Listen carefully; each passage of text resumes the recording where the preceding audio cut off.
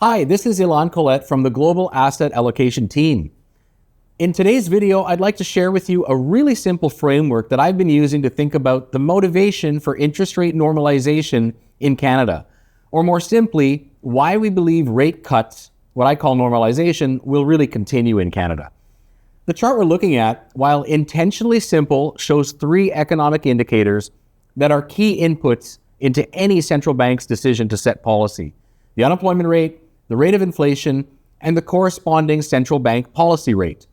What I've done in this chart is shown the observations before, at their pandemic peak, and the most recent observation for each. The unemployment rate in Canada was around 6% before the pandemic, then peaked at 14%, and has settled back around 6%. The inflation rate, as measured by the 6-month annualized change in the Consumer Price Index, was around 2%, then peaked near a whopping 10%, and has settled back down under 2%.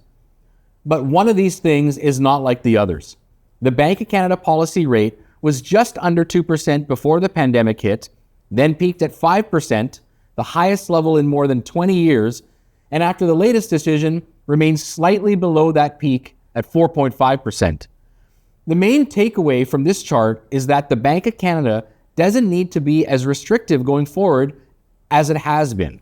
While we don't necessarily know where the landing spot will be for policy rates, there's been a lot of progress on both the unemployment and inflation rate, and rates, that is borrowing rates, should continue to normalize going forward.